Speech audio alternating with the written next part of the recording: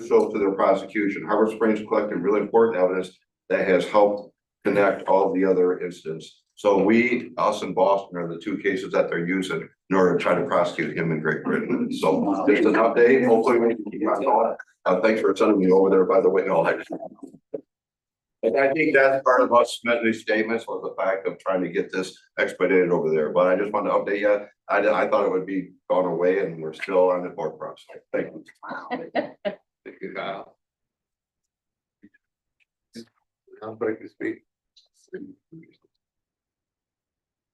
My name is Pat Gibbons. I'm on 572 Harbor Street. I was just thrilled to see the discussion item being Pine Street resurfacing.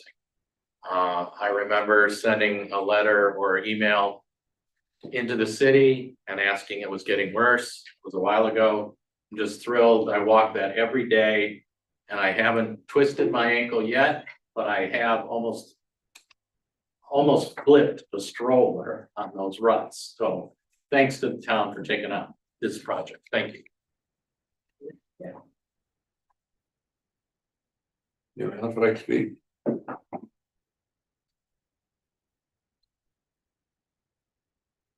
Rick Tarczynski, 465 State Street. First of all, I'd like to thank Lucas and his crew for the fantastic job they're doing cleaning up the city. It's looking better and better every day. Unfortunately, not all the citizens take the same pride in town that the city workers do.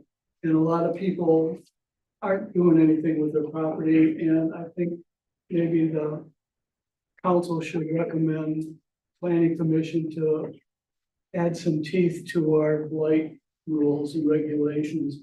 I've got a short-term rental on one side of me. They haven't done anything yet. Their backyard is fence high practically in some spots with branches came off a huge tree in their backyard. I cleaned up a lot of it that came over my fence line and put it out, and Lucas's crew got it, but the rest of that yard is still a mess. On the other side of me, they had a huge oak tree come down. They lost part of that tree 2 years ago to a storm, and that part of the tree is still laying in their backyard. Pile of branches, it's a tinder box now. And they also have a Christmas tree from this past Christmas sitting on their porch, which is the color of the shades in here, and it's a hazard. So I just wish that the council could recommend to the planning commission a few more teeth in their blight. Thank you.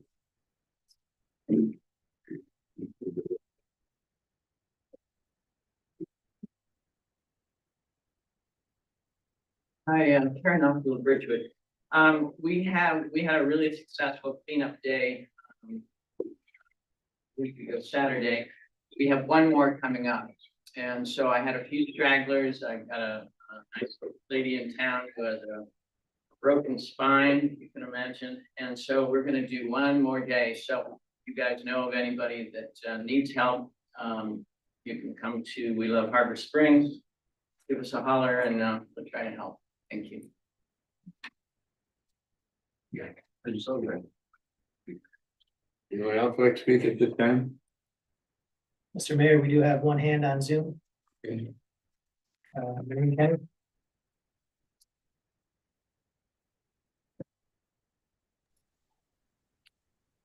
Hi there, good afternoon. Maureen Kenny, 134 West Bay Street.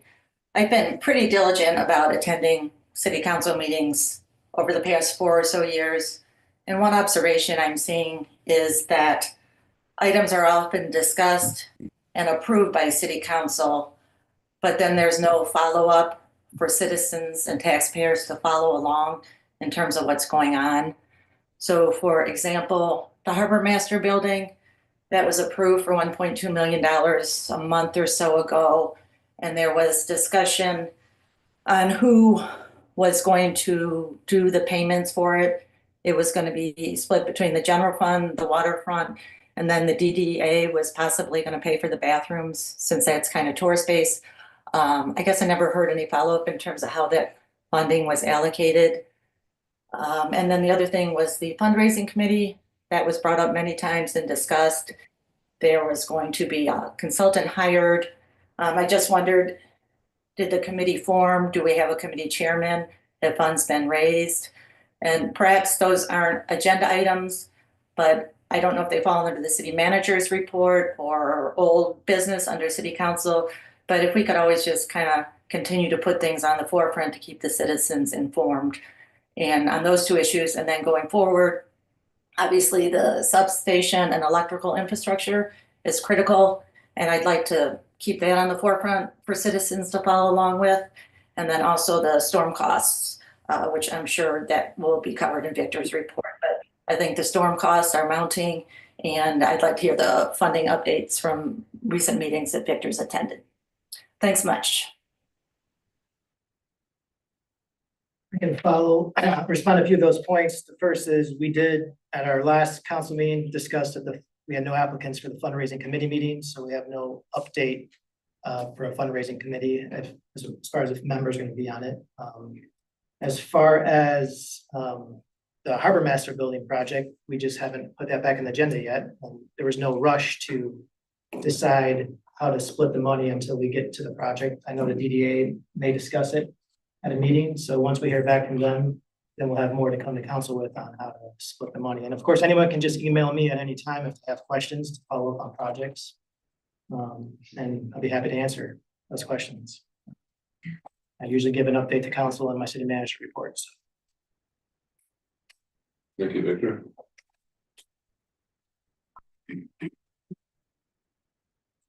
Approval of agenda. I would like to add an item to the agenda. I don't know if it would go under discussion in C, but a resolution to formally acknowledge the city staff and their great response to the ice storm.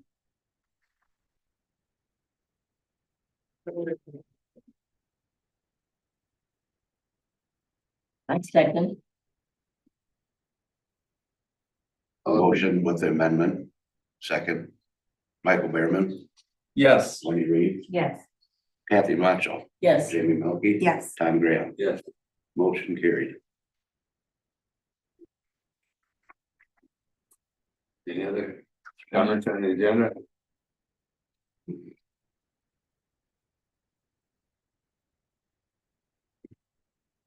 Minutes for the last two meetings. Yeah, under the consent agenda, there's a couple sets of minutes. I have put them on your desk. You'll see they're stapled together, and there's a paragraph on the first page that should be in red. That I changed the language a little bit, and then on the last page side, I added a couple of sentences under the boardwalk discussion. And those two should be in red.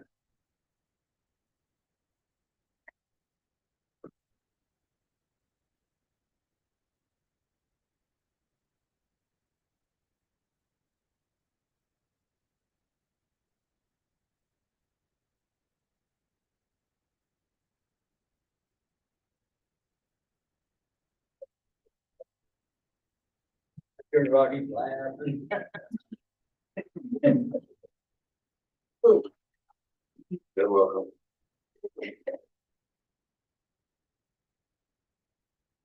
Go ahead. At this time, Mr. Mayor, I would suggest that if either a motion for the consent agenda, but before we do that, if there's any public comment on the consent agenda, then we can take a motion. Any comments from anyone? Word?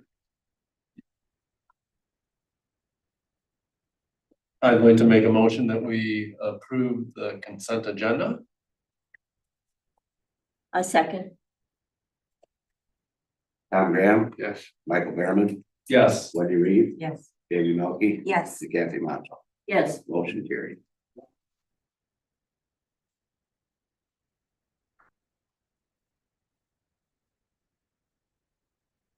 You may have any questions on the minutes from April 17th or the 21st?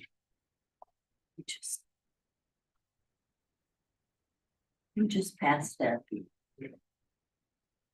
We just approved the consent agenda, I believe, which included those minutes. Yeah.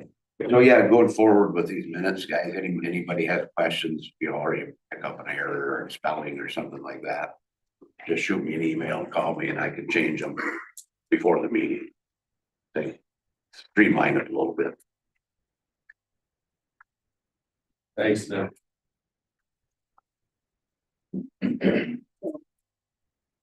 Guess we're on number 4A, Mr. Mayor. Yeah, Vine Street resurfacing.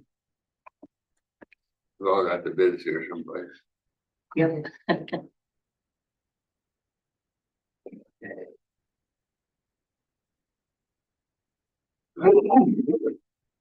All right, so this is the Pine and Harbor resurfacing project. We had four different bidders on the project. And the low bidder came in at $93,233.25. So this is, if you remember, a couple months ago, we thought as we changed this from a chip seal project to a mill and fill project, that we thought it would be anywhere in the range from 105 to 127 based on engineering cost estimates. We did get bids lower than that, so we're pleased with the bids that we have. The lowest bid is, like I said, Spearlink Trucking for $93,000, just a little over $93,000. They also received the highest amount of points in the staff scoring for the project. So we did note that DPW, we could also remove $1,500 from the award because DPW, we do have our own striping equipment, so DPW can do the crosswalk striping in-house. So that item we could take off from the contract. It would still cost, of course, some money for a DPW to do it, but not as much. That's $1,500. So my recommendation that we council awards the project to Spearlink Trucking, and they will perform it anytime after August. I think it was After August 15th. after August 15th is what council had wanted.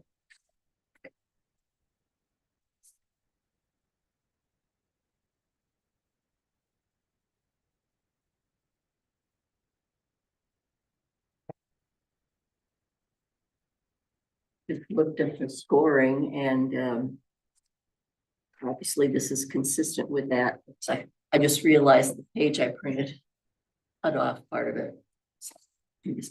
It appears that cost and experience and familiarity are the items that everybody ranks higher on this. Is that typically where you go on these? Yeah, we obviously, Nick, Lucas, and I all have our own method of attributing points. So then we average our scores. So each category is out of 10 points. And obviously you can see we all have different opinions on how to attribute points. That's why we average it out. But usually, most important is cost and experience and familiarity. Location matters too, because sometimes we prefer to use contractors that are closer as opposed to out of state, if possible. So that's why that's also part of this. Is Spearlink Trucking, what's the most recent job they've done for us? Judd Hill. Oh, Judd Hill. Okay. That's pretty recent.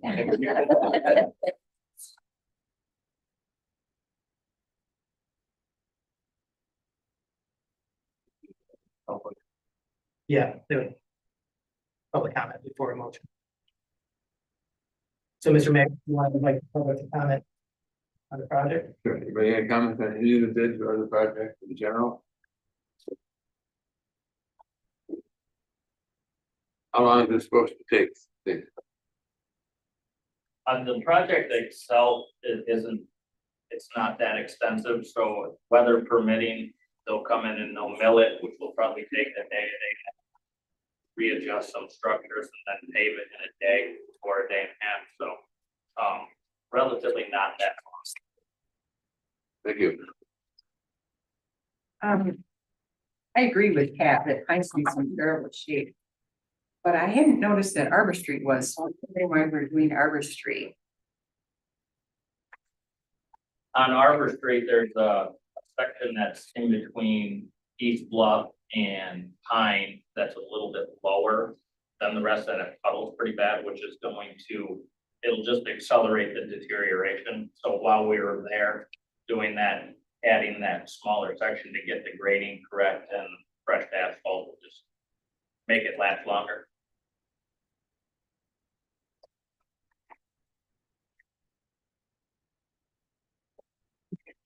Does that add significantly to the time that it'll take to complete?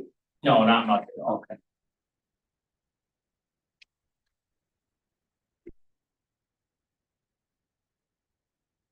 Well, I move that we approve the Pine Street Mill and Fill project. We award the bid to Spearling Trucking in the amount of $93,233.25. I'll second, but that's minus the striping. Yeah, 91,733. So you can maybe rephrase your motion, just be awarded to Spearland Trucking, and I'll Nice. amend the Yeah. motion to award it to Spearling Trucking. authorize city to sign a contract with the renegotiated price minus the crosswalk striping, so. So moved. Michael Behrman, Yes. Kathy Macho, Yes. Tom Graham. Yes. Jamie Milky. Yes. And Wendy Reed. Yes. Motion carried.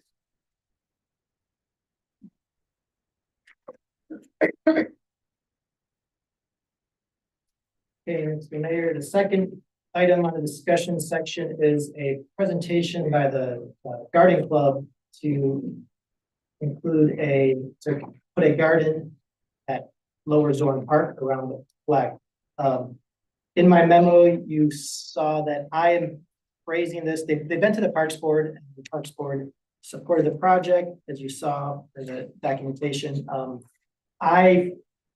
For our purposes, I have presented this as a donation by the Garden Club because this was not a city staff or city council idea, and so I felt most appropriate that we view this as a donation by the Garden Club to put, it fits with our donation policy where they're gonna donate a garden, an asset to the city, and that they would be responsible for maintaining it. So in my memo, you saw our donation policy calls for council to look at several different factors when accepting a donation, from maintenance costs to aesthetics to whether it meets our master plan, park plan goals. So I provided just some basic information about that. Of course, you may have your own opinions on each of those factors. And then if council does choose to accept this donation going forward, we would just put together for our donation policy a short agreement with the Garden Club saying that, you know, they're installing it, they're donating this, and responsibilities for maintenance, et cetera.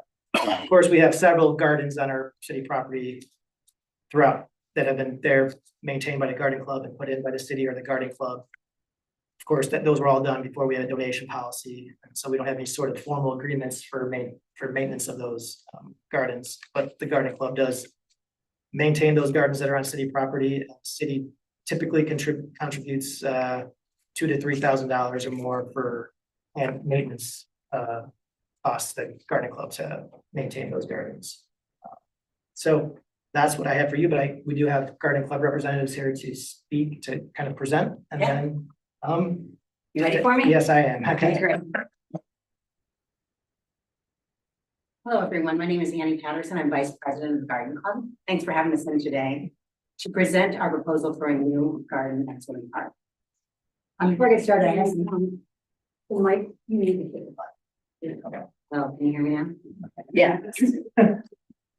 I'd also like to introduce some of my colleagues who are here today. They may be really beneficial in answering some questions you may have. So ladies, if you don't mind introducing yourselves. I'm Carol Lazier. I'm the current president of Harbor Springs Garden. I'm Kathy Stewart and I'm a board member and in charge of membership. Carol Winard, I'm treasurer. Janice Bishop, I'm secretary. Jenny Heinrichsey, I'm the garden chairperson. Great. So before we roll into our presentation, I just wanted to give you a little bit of background about the Harbor Springs Garden Club. The Garden Club is 110 members strong and growing. 20 people were added last year and 9 so far this year. So we're a thriving group. We have 91 active garden members, and a few of us are in our 90s. It's very inspirational. The club has 14 gardens currently, so this would be a 15th garden that we're approved. We also plant and maintain 14 flower pots throughout the city. We plant over 3,000 flowers annually, and the club actively gardens for 19 weeks each season. We provide approximately 2,700 labor hours of gardening each year. Monetarily, this adds up to almost $90,000 of value, and that is per the IRS, $33.49 an hour rate. Just so you know. Our hard costs, that means plants and planting materials, are approximately $8,000. And the ways in which we fund ourselves are via member donations, individual donations, business donations, and generous support from the city. Thank you. As of 2026, we will be celebrating 50 years of service to Harbor Springs, which we are all very excited about. And we are proposing the Zorn Heart Garden to celebrate our 50 years, to give back to the city, and also to honor our vets. So the next slide, please. Okay, one more.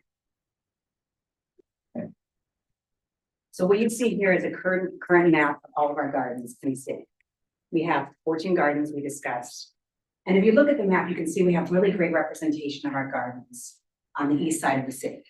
So when we're looking at Zorn Park, one of the reasons we really love this location is because it will expand our footprint a bit and allow us to provide lovely flowers west of State Street. So that's one of the factors we took into consideration. Any questions about this map? Next slide, please.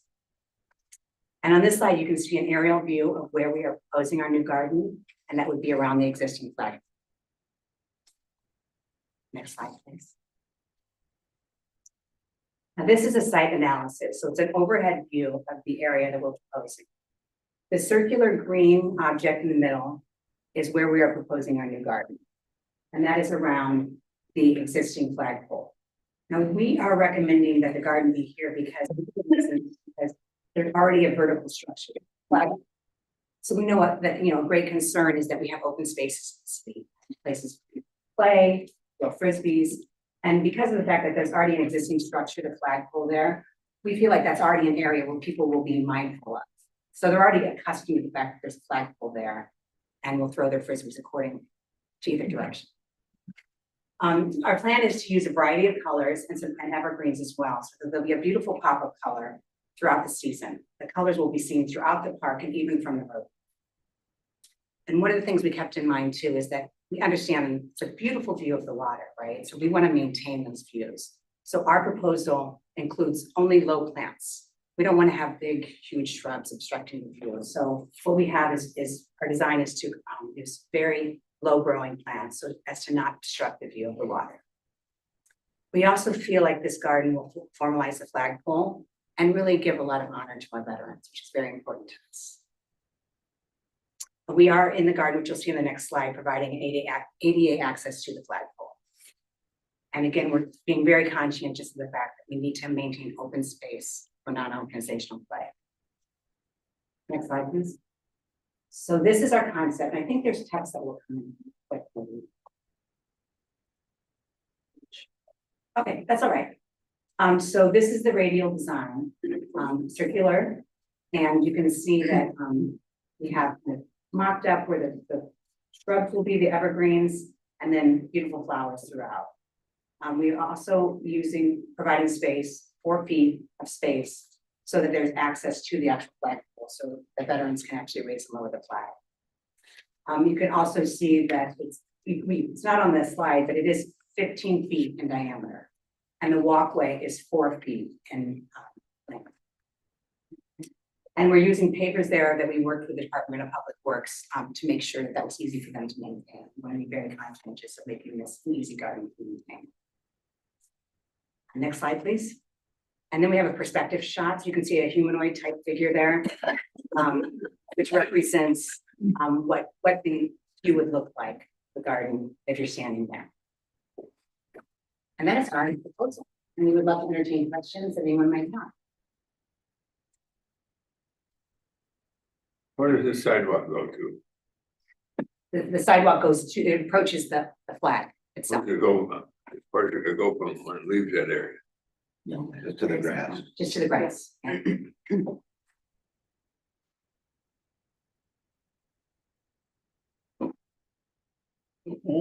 What is the material then, for the sidewalk? Are they brick pavers? Is it, concrete? Yeah, I'll let Jenny speak to that one. It is brick pavers Okay, that are consistent with this type of a garden design. awesome. And the surrounding, for lack of better word, walls of the garden, about how high will that be? Michael, do you mean the edging? Yeah, It's gonna be flat with okay, it grass. is flat, so there aren't like interlocking bricks or anything No, surrounding it. flat, Okay, but thank that you. way it's easier Yeah. for DPW to mow the lawn there. Okay, that totally answers the question. Thank you very much. Any other comments from the audience? So. The, You can come to the podium. You can come to the podium.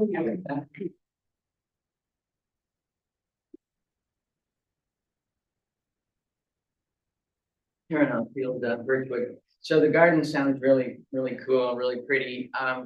I'd like to go back to the history of the Zorn Park, that it was gifted for the specific purpose of the bathers and the children.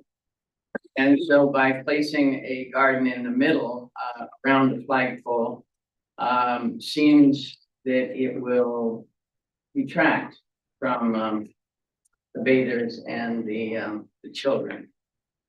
We've seen what happens to gardens when they get played upon and played around. So that's just one thing. When it went to the Parks and Recreation, they said, 16 feet is too big, we need to reduce it. And it was only reduced, it sounds like 1 foot. And so that's not much of a reduction, but maybe you could hear more about that. We like the idea of the low plants, if there has to be plants at all. But having evergreens, that's sort of tough. The vertical flagpole, it has a beautiful marble plaque at the bottom that's not written on at the moment. And we're sort of curious what that may have come from, and why there is a plaque at the bottom of the flagpole. Maybe we could do some research on that. I had heard that when asked, no other areas were researched or considered for this formal garden for the anniversary. And so we'd like to ask if there could be other places to live. The idea that didn't fit the reason for the gifting of the land is a big one, and then the size of the garden only being reduced by 1 foot. We love gardens and things like that, but we just want to make it. We would like to have Zorn Park stay for bathing and for the children. Thank you.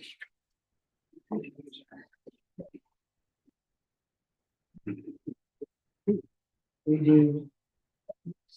Thank you, Bob.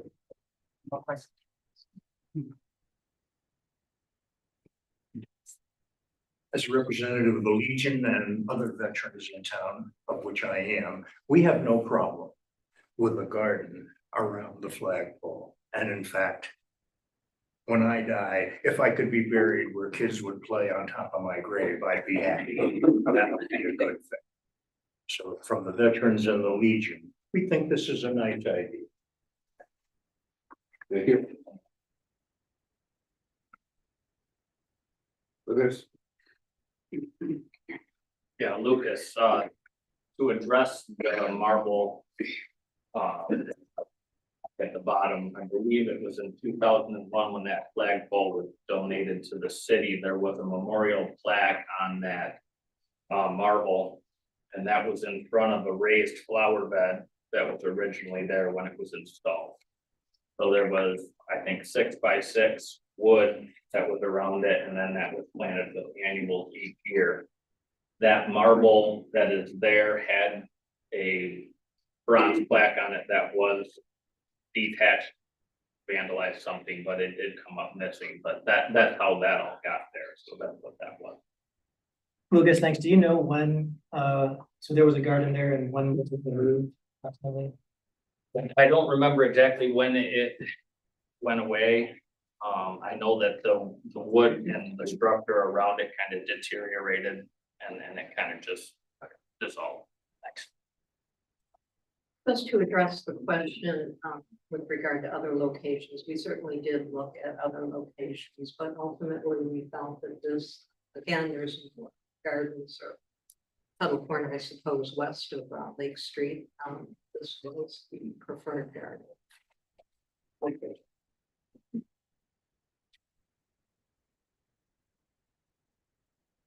So Mayor, we do have a hand on Zoom.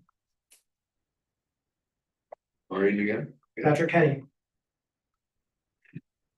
Yes, thank you. I am Patrick Kenny at 134 Bay Street, and I love flowers. In fact, I have, if you're come by my house during the summertime, you'll see a very nice array that I keep up with. Polly's planting and plucking does a fantastic job, and so huge fan of flowers. But I'm also a huge fan of open space, which our master plan calls for. And I don't understand why we couldn't certainly look for another spot in the park. So I'm not opposed to having flowers in Zorn Park. I'm opposed to having flowers in Zorn Park where it takes away from the recreation of those that use the park. It seems counterintuitive to me that the garden club would want to encroach in any way upon the recreation area and the open space of the park. Again, I think there's plenty of other spots in Upper Park, Upper Zorn, that would be great. There's opportunities abound in Upper Zorn, but to put it into the center area, the open space of the precious small square footage of Lower Zorn, where the mass amount of people recreate, is counterintuitive. We're taking away from a park. We're not adding to it. And if you look at the records, the folks that have donated to Zorn Park did so with the explicit intent of wanting to keep that space open for recreational use. It's great to have beautification. I'd be happy to donate to beautification, and we do, but not at the expense of taking any precious space away from the open area that we have. I also am very concerned about the idea of putting down cement, again, in the open space, the grass space of a park. I heard it said that this was ADA compliant. I beg to differ, having done a fair amount of research on ADA compliancy. And Tom, you're asking the right question. Where does that sidewalk go? It eventually has to go somewhere. And it's a slippery slope that we're taking when we start to put cement into that Lower Zorn Park. And I am fervently against this. I wish the garden club well, and I wish them to please adhere to the idea of beautification in spaces where we need it. We don't need beautification in an open area of the treasured park, the open space. And so please consider a spot that would be in Upper Zorn or off to the side of Lower Zorn or down over where the new playground that we're so proud to have helped secure. Put it down there. That's the intent of why we have the playground in the sand, is so that we have the open space, maintain it, we preserve it. And if you're looking for donations, we're more than willing to help, but not at the expense of open green space in Lower Zorn Park. Not needed. I humbly urge you all to please pay attention to the history and the master plan and the tradition of keeping our parks, especially that treasured Lower Zorn, open for general recreation for all of our citizens, our residents, those that come and pay their taxes, those that visit, those that recreate. It's not necessary. Thank you. Yeah, Miranda We Miller. just let this guy tell us where, when, how, and why, and what to do, and how much to spend. Why don't we just give him control? That's what he wants. Miranda Miller. Hi, Miranda Miller. I'd like to commend the Garden Club for looking for ways of, adding more beautification to the city. And I'm with everybody. There is nothing more beautiful than a perennial garden and the work that goes into these. They're masterpieces. But I also know the fragility of them. I grew up with them and I was yelled at my entire life because of all the flowers that I break, frisbees, my brothers with footballs, whatever.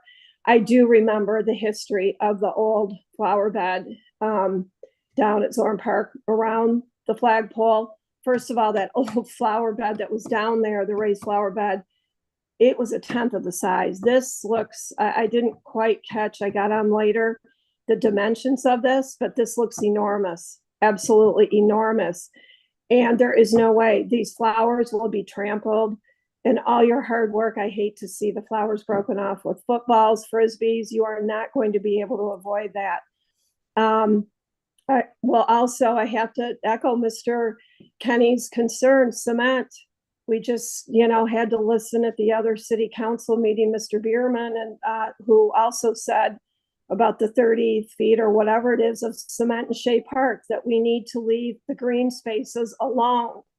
Stop cementing everything. And I do have a question here. If you put a small, that's huge. If you put a small ring of flowers there with 4 little pavers going up to it like it was before, leaving lots of green space around it, what's wrong with that?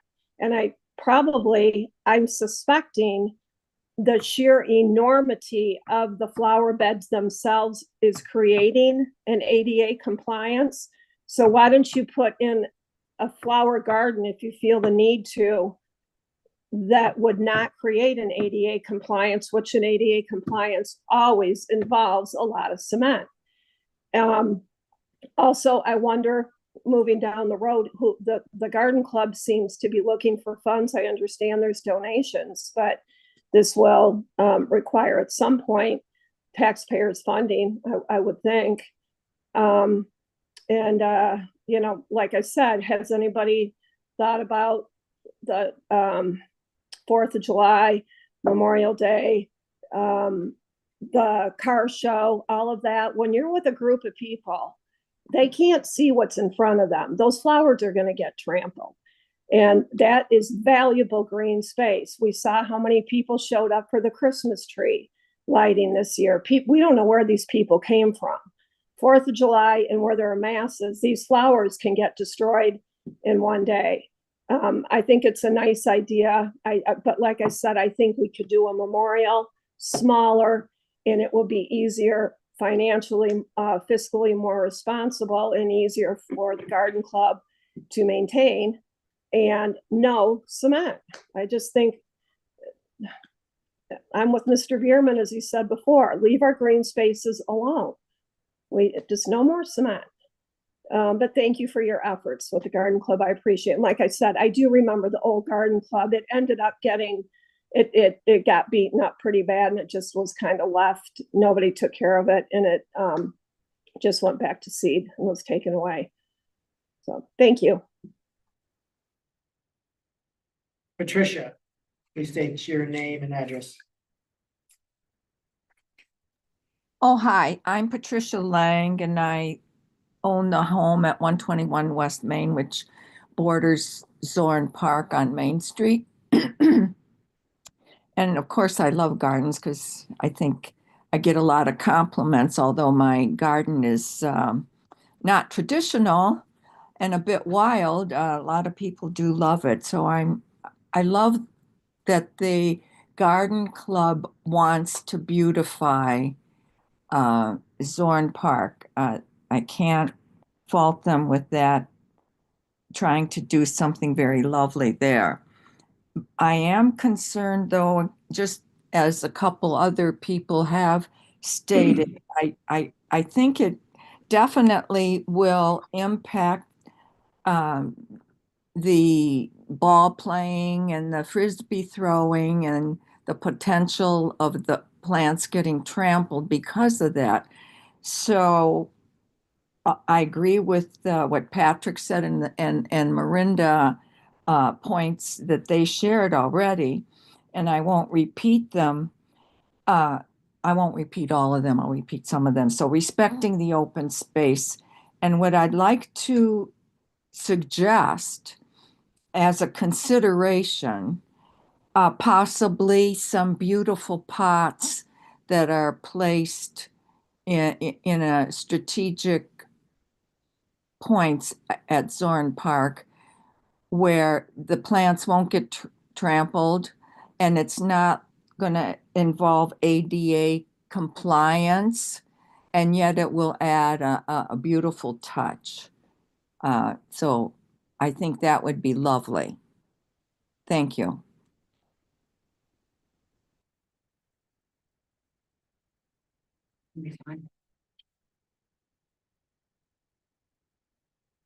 Hello, Annie Patterson again, and thank you for all the comments. They're really great questions and they're awesome points. So we totally get that this is a very precious place and that all of us in Harbor Springs want to make sure our parks are beautiful and that they serve many purposes. So one of the points that was brought up about the size of the garden, we're very willing to work with the city in terms of what they see that might be a smaller size or perhaps a rectangular, a truly circular dimension so that there wouldn't be any steps leading up. And just a point of clarification, we're not recommending any cement in our design. It would be pavers, but point well taken. We get that hardscape is a very sensitive issue. So we just want to make sure that everyone knows the Garden Club's desire is to work with the city and with the community to make sure that whatever we do is welcome. So I wanted to put that out there, that the exact dimension, the exact size, we are very fond and especially with consideration to our veterans of that location of something around the flagpole. That's something that we would really love to see, but we ultimately know the decision is not ours, it's the city council. So respectfully, thank you. These flowers interfere with our native Canadian geese down there. Seated. Hopefully we get fertilized. Get fertilized. You found today. Linda Rackwitz, 519 East 3rd Street. Several speakers have mentioned children. Well, what better way to teach children the respect for our American flag than to surround it with flowers? We have children throughout our city and gardens throughout our city, and they don't get smashed by numerous dogs and lots of kids. So I think it would be a wonderful lesson for the kids and enhance the park for everyone.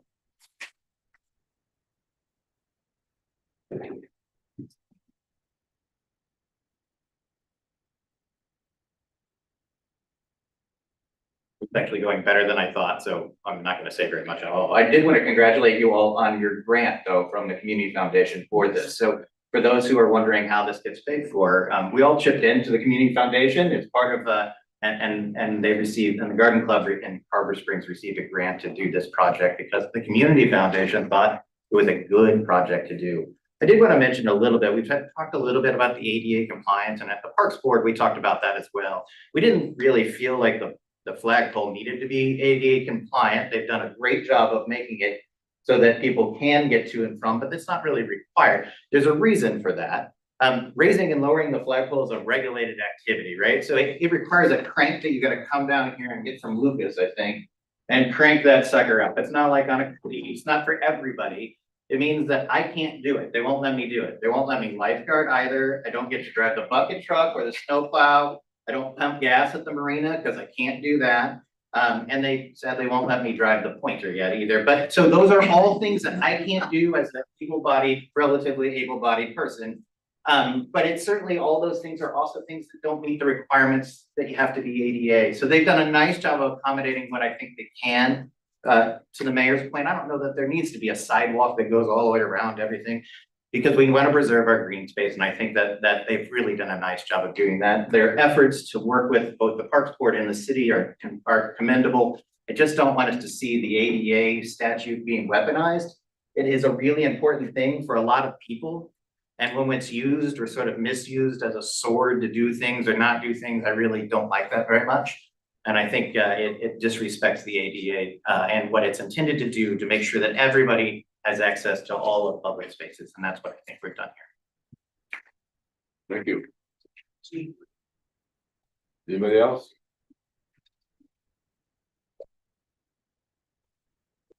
I also just wanted to respond to the financial issue.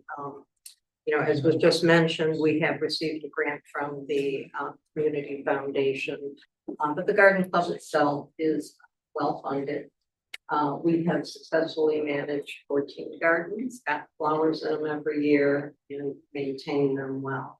And there's no hesitation on our that we do not have the resources to continue to maintain the existing and this condition of garden.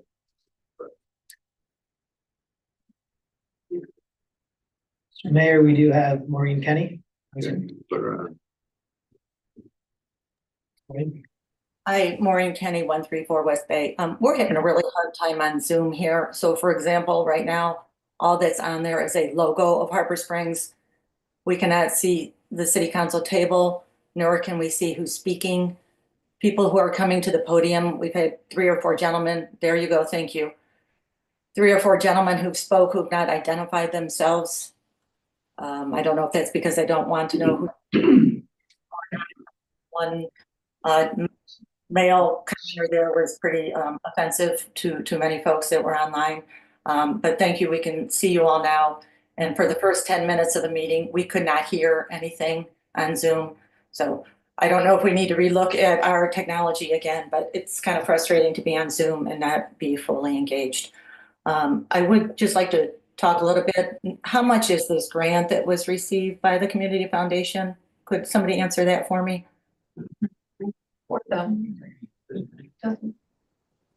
Hello, Annie Patterson here. $4,000 was the amount of the grant.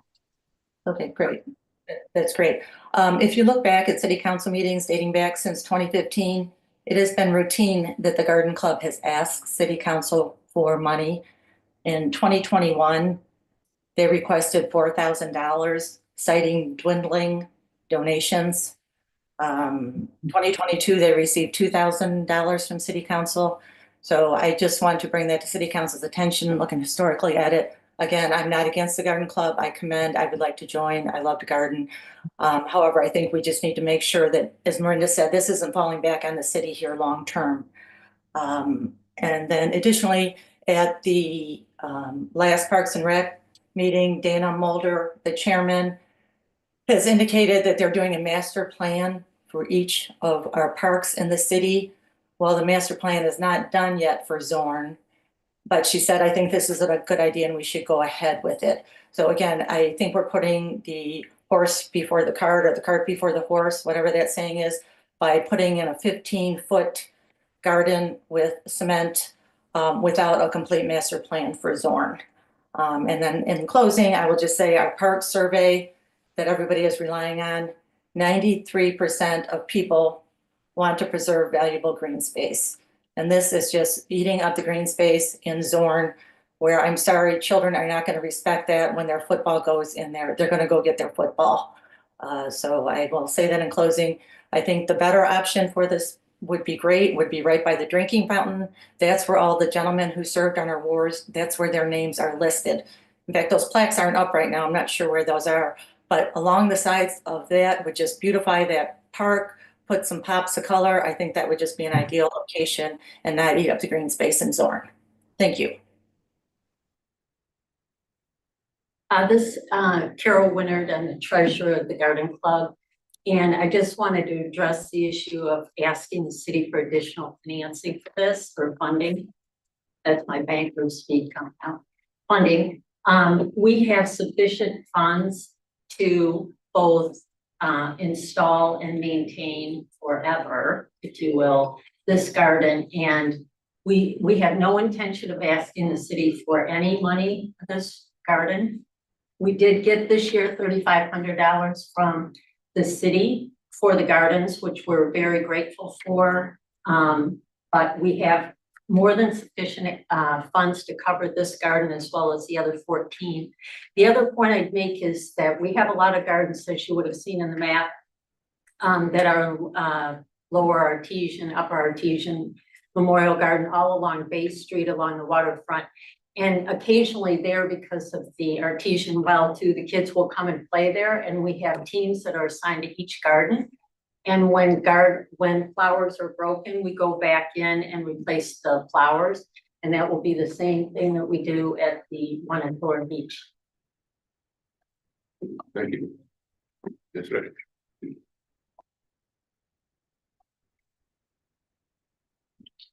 Rick Tarczynski, 465 State Street. In answer to Maureen Kenny and her problem with not being able to see our pretty faces, the city provides this Zoom outlet for people that can't come. And I think they do a fantastic job. Unlike Maureen, I can't see her pretty face. All I see is a sign that says Maureen Kenny. So how come she's hiding behind stuff and complaining about us? And as far as Mr. Kenny and Ms. Miller's ideas that this is all green space, I think we should just follow their lead. And a lot of that green space is taken up by trees. So maybe instead of not building this garden, we should also chop down all those trees and make them happy and open up the green space. Thank you.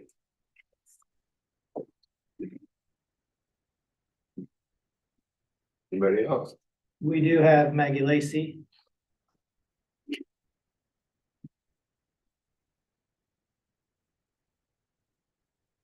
Maggie, if you want to mute yourself.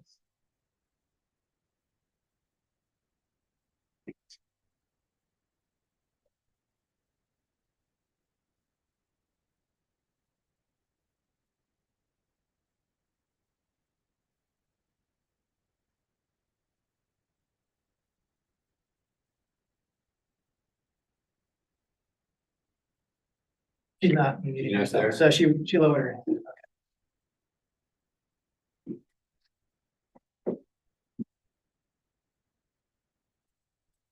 Hey, Deanna Mulder, Summit Street and Chair of the Parks Board. And I wanted to address the issue of the master plan. We did talk about that. Were we putting the cart before the horse? And we've always discussed that our vision for the park really is to keep it open green space. In our minds, flowers are green, they're green space. Would we want the whole park to be flowers? No, but I think it does a lot to beautify. We have no flowers at the park right now. It's kind of a sad thing.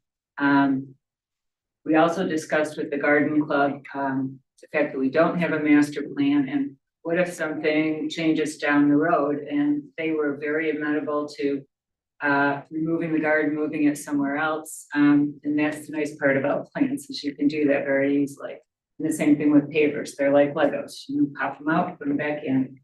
So they've been very nice about that. And I guess if people are that worried, they'd probably even put that in writing with the agreement. I don't know. But you know, this isn't like some big permanent structure that's going to be there, you know, till the end of time. It's something that we're going to try, and hopefully it works out and doesn't get trampled. And we were unanimous in supporting it on Parks Board, so we hope that you will too.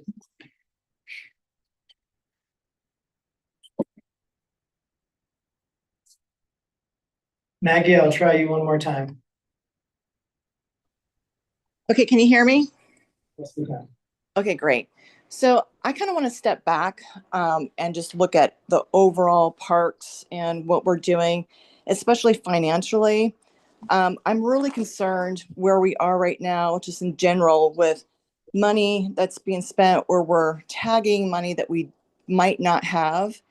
And when I think about the parks, in the past, before we had all the parks being changed, I mean, every park has had change since 2019. And DPW could go in on a Thursday, mow all the grasses, and be out of there. Now, because we've added so many different layers into our parks, it is costing us a lot of manpower. And this is going underneath parks, but we've never had a dollar value for parks and recreation. And so I go back to, I would like to have green space. I would like to keep it neat the way it was. I think we're getting too many layers and it's getting chaotic. And I do believe Zorn should maintain as it is. And why can't we do this at a different location?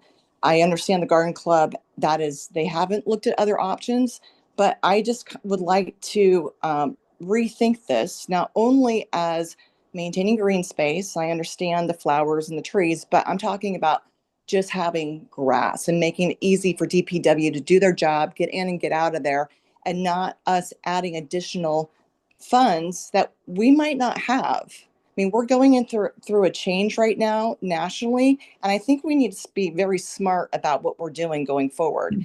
And when I go back to look at the budget, if I want to look at the budget and slice and dice the budget, I'm not able to, because it's really strange. I can't go through the different buckets that you guys have. Whereas if you had QuickBooks, you know where the line item is, you know where the money is being spent.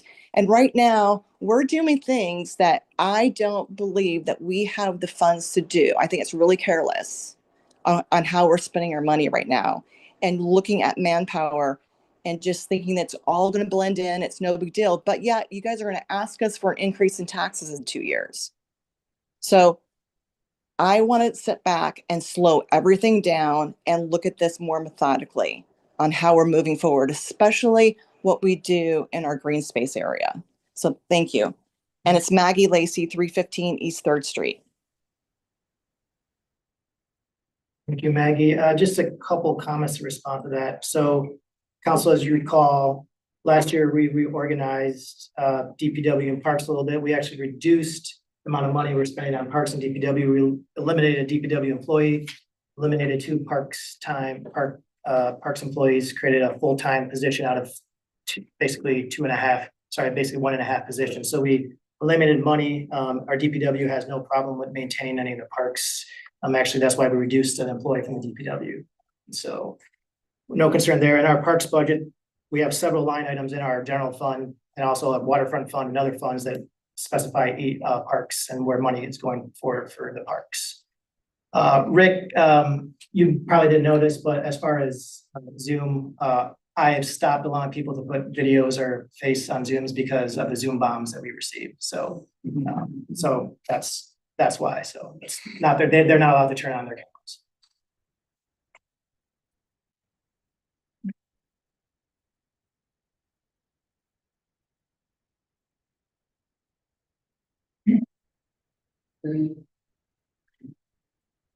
Nobody else on Zoom? It's just hands that have been raised previously. So unless Mr. Mayor, you want to let people talk again.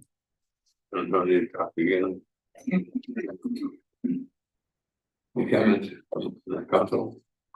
Go over again.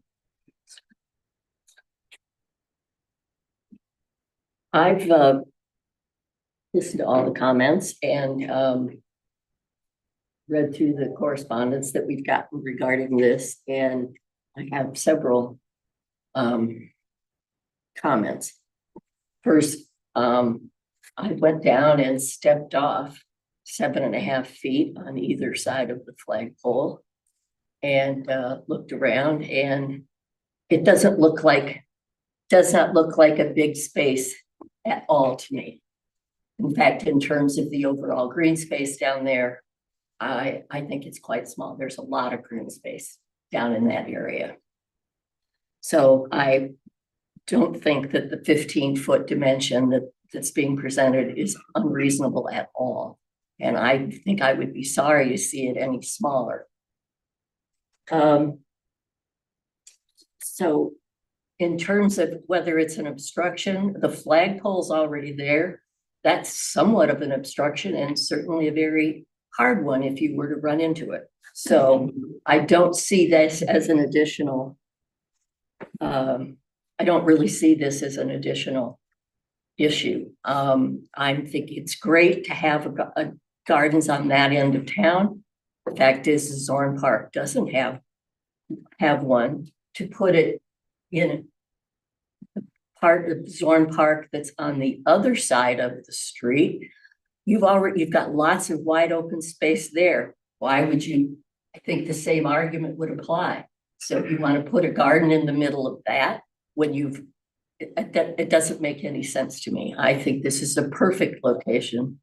And for when we do gather there on the holidays, that it's an appropriate place to have a garden. You got. Any other comments? I just have a question about the path leading to the flagpole. Is DPW the only people that have to access the flagpole to raise and lower the flag? Yeah, the flagpole actually has a key and a lock to access the lowering device, so yes, it is only the DPW. Okay, so technically, if we wanted to, we could reduce that. Okay, that would be my only recommendation, but I think it's a great concept and a really good design. Yeah, we can ask Jim Raymer to look into, to ensure that, there's no ADA requirements for accessing the flagpole or the garden. And then if council is so inclined to accept this garden donation, that we'll just do the research there. And if we have nothing, if there's no changes that, we feel like we need to bring because of the ADA rules, then we just go with the plan that we have potentially reduced walkway space. But yeah, we'll do that research just to confirm that this is okay and meets any standards that we need.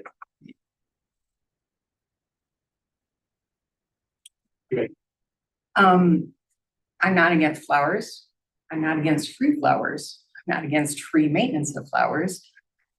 And I think it's a lovely design and a lovely concept. The issue for me seems to be the location of the flagpole.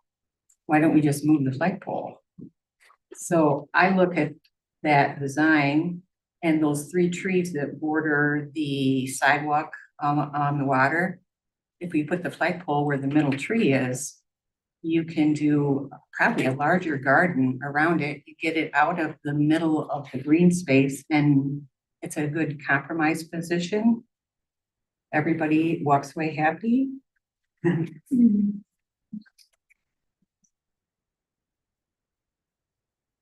But how much money would it cost to do the flagpole? So.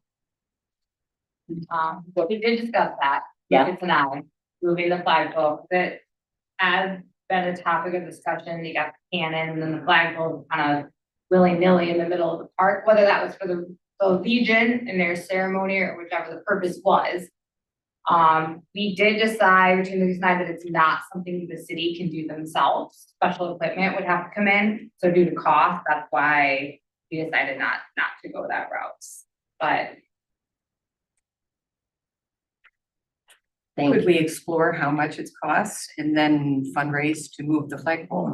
I mean, then everybody gets what they want. I don't think we should be moving that festival until we have a master plan.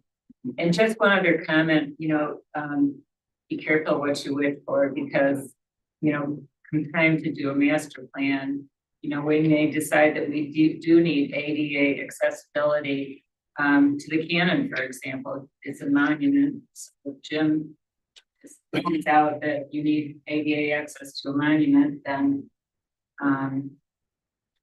there you go. So I guess my point is I wouldn't recommend that we be moving anything around.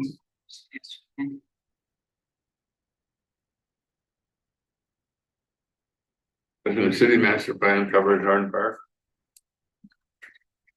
No, I'm actually. Alright. Okay, so the Parks Board, when this did come up, we did discuss, now, do we want to do a master plan for Zorn Beach specifically, not Upper Zorn, Lower Zorn Park and the beach area? We deemed it was not appropriate. Once you do a master plan for a park and you alter a landscape to a certain extent, you are then required by the ADA policy to make everything ADA accessible. That would include canon, their components, and attaching everything together. So the Parks Board said, you know, I think it's apparent that people don't want any big changes in Zorn Park. There is not a need at this time for a full master plan of Zorn Park. We did discuss moving the flag. There was a cost associated with that, but that was a discussion. Along with other places, we could place the garden. It was also a discussion and part of that. So I think it's important that we look at the whole picture, and the reason why we did not move ahead with the master plan. That's the same reason we're not doing massive renovations to the building. But, you know, we're looking at the plumbing and what small improvements we can do to the plumbing instead of saying, let's take this building down and build a new one. You know, Parks is pretty clear that we want to take smaller steps. So I think it's also important to say that when you look at the Parks budget, Parks has been very, what's the word I'm looking for? Frugal. Yeah, we fundraised for some very large projects. I think Nick and I have done the math. We've done over $1 million worth of projects and spent about 160,000 out of the general fund. I would say that's pretty good math. So if you have questions, please let me know. But that's something to keep in mind when we talk about the master plan of the park and why we did not do that.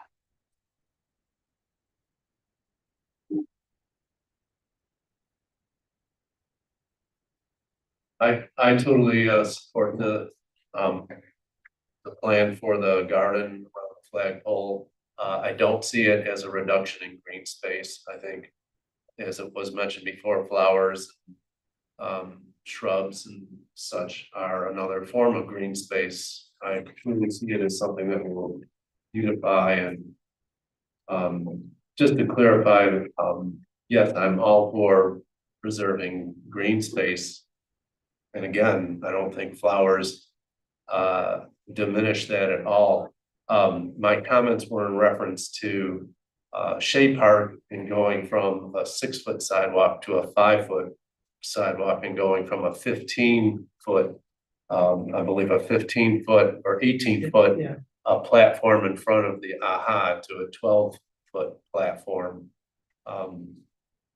So I totally support this as well, and I'd like to thank the Garden Club and its 91 active members. Well, 91 are active, but 110.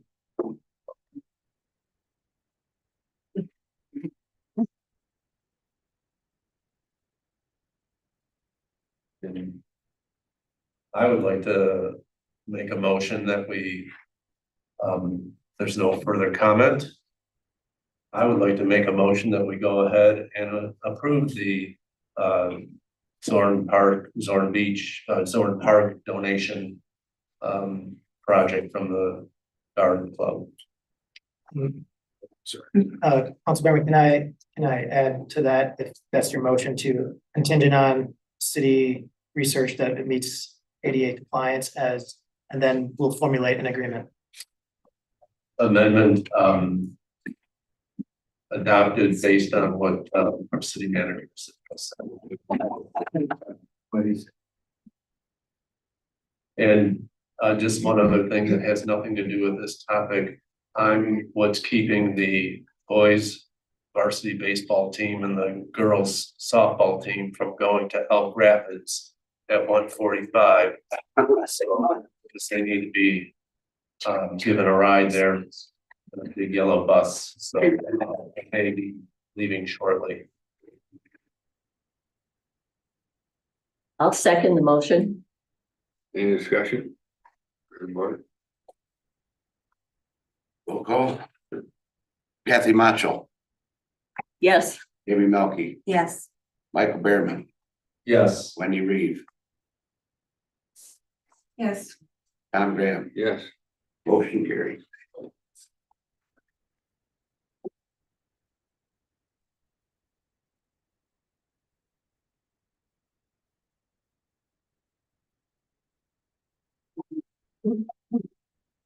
Do we need to do anything about the resolution? Oh, we are on item, moving on to item 4C, which was a resolution to recognize staff. So, Mr. Mayor, Councilmember Melky. You have to read it. You need a copy. I have a copy. I don't.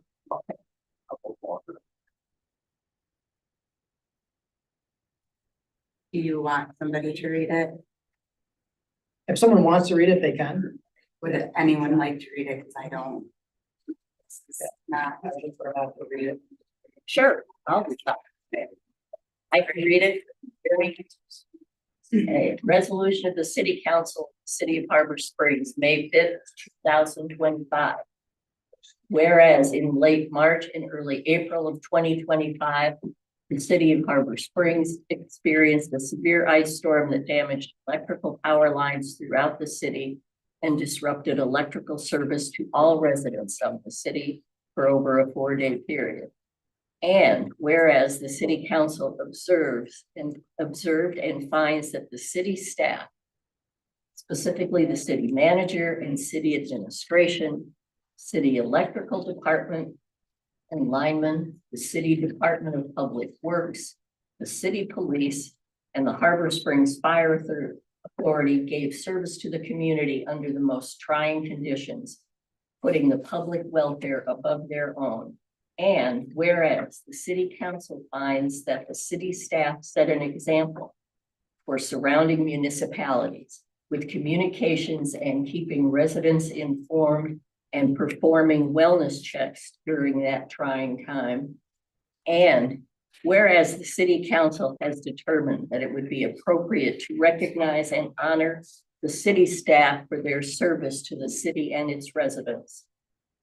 Now, therefore, it is resolved that the city staff, specifically the city manager, city administration, city electrical department and linemen, the City Department of Public Works, the city police, and the Harbor Springs Fire Authority, the mayor and city clerk are hereby honored and recognized and thanked for their selfless public service to the city.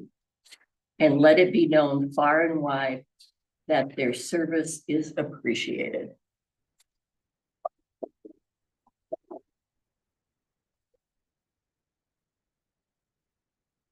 Thank you very much. I know our staff will appreciate that very much. For those of us who were through this and spent time in the shelter and everything, we really appreciated your efforts. I would also like to recommend that we can somehow get these framed and looking nice, so copies are hanging up in each of our departments' locations, either in the office or inside the, right when you walk in. I would be glad to make that donation as well, for frames or certificate mounting or whatever we have to do. I just want to make sure that all employees know that when they walk in, that they are appreciated for putting the public welfare's needs before their own.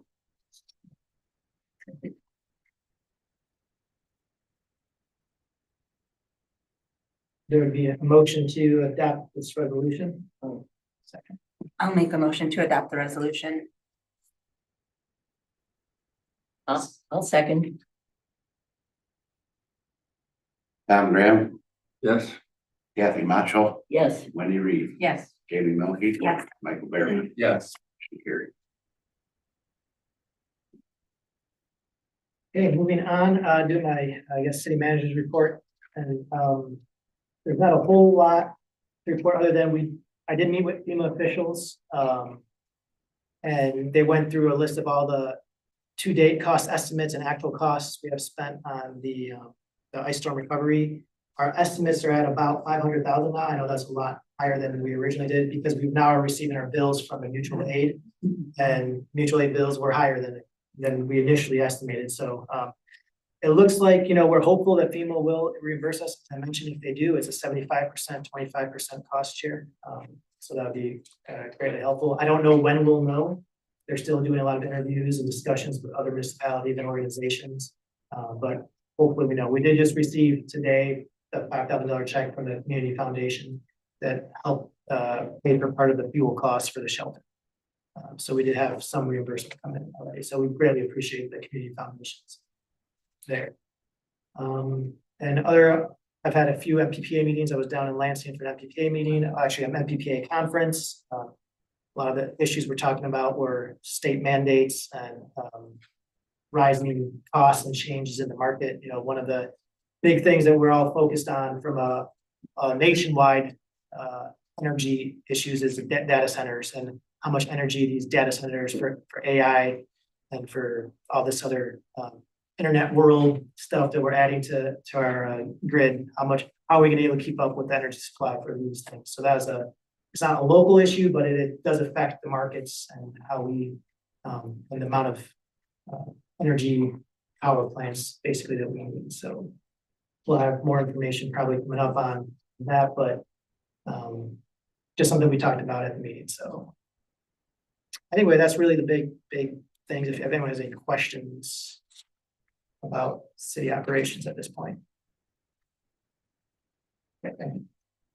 And you'll keep us updated about the costs of the storm as you have it better handled. Yes, absolutely. Yep. And we next May 19th, as a reminder, we and it was mentioned earlier about wanting to keep the electrical projects on the forefront. And May 19th, we have to wait for the 45 days to expire for the an opportunity for residents regarding the electrical bonding. Residents had 45 days to gather a petition. We had to wait for that timeline to expire before we could have a meeting here. So at the May 19th meeting, we'll be bringing back the bonding question for electrical projects. So that's why it's not on today's agenda. Mr. Mayor, probably old new business or Board of Commissioners. Board of Commissioners. We have any- I think it's just just Michael. We had a planning commission meeting last Thursday in which we approved red line revisions for Article 7 supplemental use regulations, as well as Article 10 land development options. We had really good discussion, lengthy discussion on Article 5 general provisions. And we look forward to on May 15th, discussing zoning districts and maps, Article 2. And we'll get a little learning segment on zoning districts as well. So we're looking forward to that.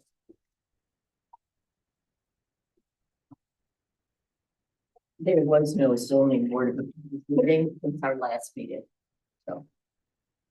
Anything else? Did you go in?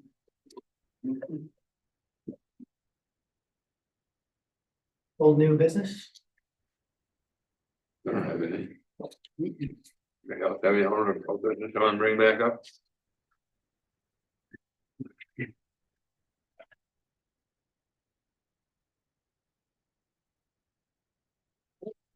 Good.